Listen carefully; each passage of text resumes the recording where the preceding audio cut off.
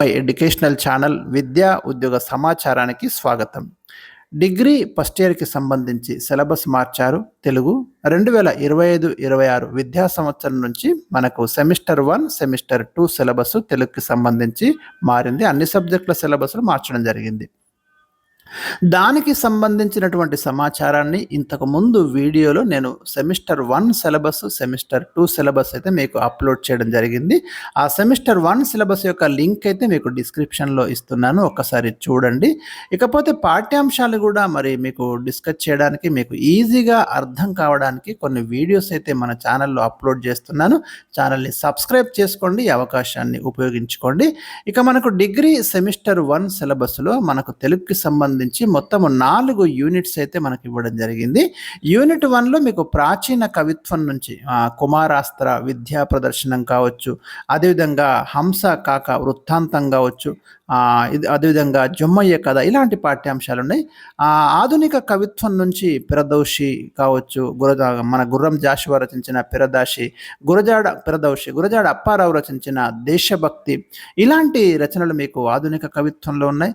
అందులో మీకు ఆధునిక కవిత్వం నుంచి అంటే 2వ యూనిట్ నుంచి తీసుకున్నటువంటి గురజాడ రచించిన దేశభక్తి గేయం ఈరోజు మనం ఆ పాఠ్యాంశాన్ని డిస్కస్ చేయబోతున్నాం.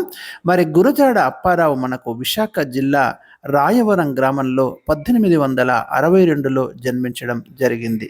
చాలా ముఖ్యమైన కవి అండి తెలుగు సాహిత్యంలో.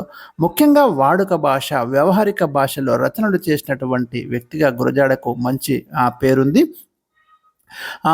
కన్యాశుల్కం నాటకం గురజాడ రచించినటువంటి ముఖ్యమైన రచనలలో చాలా ప్రసిద్ధి చెందినటువంటి తెలుగు సాహిత్యంలో ఒక మణిపూస లాంటి నాటకం కన్యాశుల్కం. అదేవిధంగా దేశభక్తి గేయం కావచ్చు, కన్యక, పూర్ణమ్మ, ఇలాంటి సామాజిక స్పృహ ఉన్నటువంటి అనేక రచనలు గురజాడ చేయడం అనేది జరిగింది. తెలుగు సాహిత్యంలో మొట్టమొదటి కథ దిద్దుబాటును 1910లో మరి గురజాడ అప్పారావే రచించి తెలుగు సాహిత్యంలో కథకు బీజం వేసినటువంటి వ్యక్తిగా మనం గురజాడ అప్పారావును గమనించాలి. ఇక గురజాడ అప్పారావు రచించిన దేశభక్తి గేయాన్ని మనం డిస్కస్ చేసే ముందు, తెలుగు సాహిత్యంలో ముఖ్యంగా ముత్యాల సరాలు అనే ఒక ప్రత్యేకమైనటువంటి ఛందస్సును గేయ రచనలో ఉపయోగించినటువంటి కవిగా మనము గురజాడ అప్పారావును చూస్తాం. ఇక ఇది కవి పరిచయం స్థూలంగా. ఇక గురజాడ అప్పారావు రచించిన దేశభక్తి గేయంలో మనకున్నటువంటి సారాంశాన్ని మీకు వివరిస్తాను. ఇక్కడ మొట్టమొదట చూడండి, ఈ గేయంలో మన దేశం అంటే ఆ కాలంలో 1910లో ఈ గేయం రాయబడింది అని చెప్తున్నాను. అప్పటికి జాతీయోద్యమము మరి భారతదేశం అంతా కూడా బ్రిటిష్ వారికి వ్యతిరేకంగా పోరాడుతున్నటువంటి కాలం. ప్రతి ఒక్కరిలో దేశభక్తిని నింపాలనే ఆతృత ఆ కాలపు కవులలో, రచయితలలో మనం ప్రధానంగా గమనించవచ్చు. మీరు రాయప్రోలు సుబ్బారావుని తీసుకోండి, గరిమెళ్ళ సత్యనారాయణ తీసుకోండి, ఎవరిని తీసుకున్నా కూడా దేశభక్తి యొక్క రచనలు మనం ప్రధానంగా గమనిస్తాం. ఆ కోవలోకే వస్తుంది గురజాడ అప్పారావు రచించిన దేశభక్తి గేయం. దేశమును ప్రేమించుమన్నా, మంచి అన్నది పెంచుమన్నా, వట్టి మాటలు కట్టిపెట్టోయ్, గట్టి మేల్ తలపెట్టవోయ్ అంటున్నాడు. మన భారతదేశాన్ని, మనం పుట్టినటువంటి మాతృదేశాన్ని ఇష్టపడమని చెప్తున్నాడు. మంచిని పెంచమంటున్నాడు, చెడును కాదు మంచి పెంచండి. పొరుగు వారితో మంచిగా ఉండండి, ప్రజలతో మంచిగా ఉండండి, సమాజంతో మంచిగా ఉండండి, మంచి పనులు చేయండి. ఇక్కడ మంచి అనేదాన్ని మనం విస్తృతార్థంలో గమనించాలి. ఇది సంకుచితార్థం కాదు, ఒక్కదానికి పరిమితమైనటువంటిది కాదు. ఎందుకంటే ప్రతి పదాన్ని కూడా మనం ఇక్కడ చాలా సూక్ష్మంగా డెప్త్గా వెళ్ళి మరి ఆలోచించాల్సి ఉంటుంది. మంచి అన్నది పెంచుమన్న, సమాజంలో రుగ్మతలు తొలగించి మరి ఏదైతే మానవత్వపు ఛాయలు అడుగంటిపోతున్నాయో అవి అడుగంటిపోకుండా మంచిని పెంచండి అని ప్రబోధించడం అనేది జరుగుతుంది మొదటి పాదంలోనే. వట్టి మాటలు కట్టిపెట్టోయ్, వట్టి మాటలు వద్దు, పనికిరాని మాటలొద్దు, ఏదైనా ఒక మంచి పని చేయండి. సమాజం కోసం ఒక తపనతో సమాజం బాగుపడేలాగా, సమాజ అభివృద్ధి కోసము మంచి మేలు చేయండి అని ప్రతి ఒక్కరికి గురజాడ ఇక్కడ వినిపించడం అనేది జరుగుతుంది.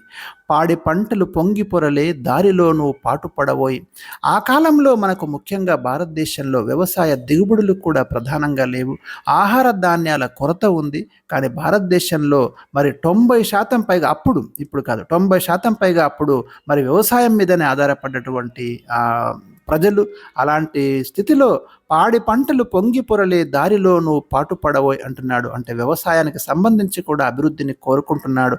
పాడి పంటలు పండించాలి అని చెప్తున్నాడు. తిండి కలిగితే కండ కలదోయ్, కండ కలవాడే మనిషోయ్. మనిషి తిండి ఉంటేనే మనిషి బలవంతుడిగా ఉంటాడు. బలవంతుడిగా ఉన్నటువంటి వ్యక్తి దేన్నైనా సాధిస్తాడనేది ఇక్కడ దీని యొక్క భావం అండి. ఎందుకంటే ఏ పరిస్థితినైనా ఎదుర్కోవాలంటే మనిషి శక్తివంతంగా, బలవంతంగా ఉండాలి. బలహీనంగా ఉండకూడదు.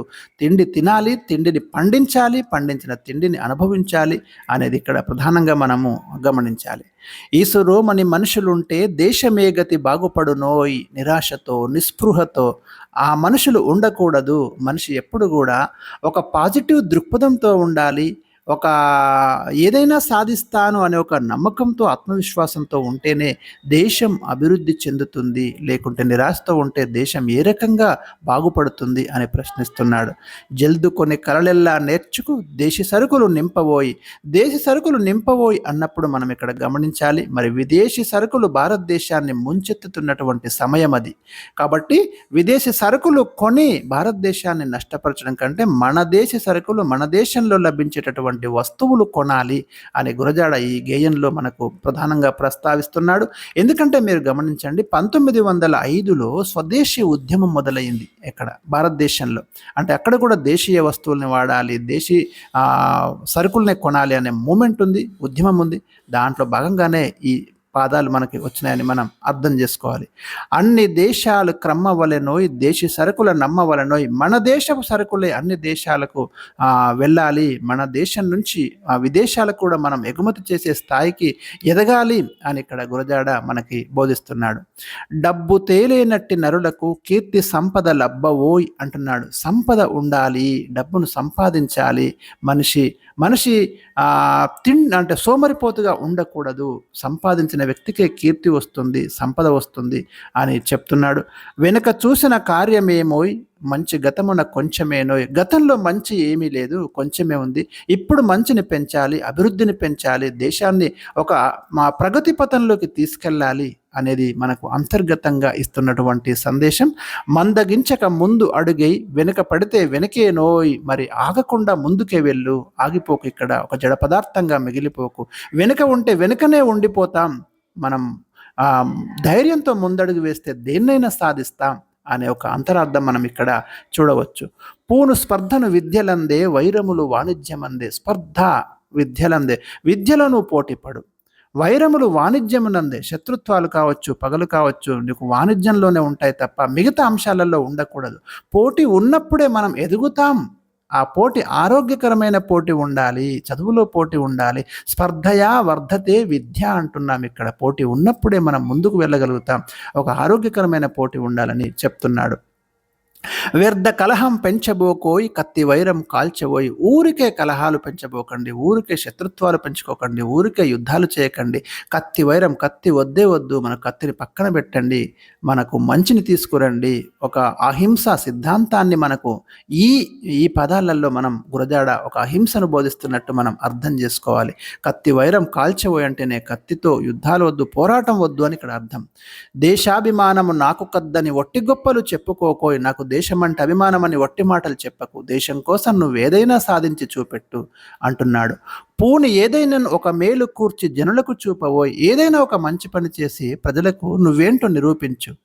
ఓర్వలేమి పిశాచి దేశం మూలుగులు పీల్చేసేనోయ్. మన సంపద వెళ్ళిపోతుంది, బ్రిటిష్ వాళ్ళు దోచుకుంటున్నారు. మరి మనం అభివృద్ధి చెందాలంటే ఏదో ఒకటి చేయాలి అనేది ఇక్కడ ప్రధానంగా చెప్తున్నటువంటి విషయం.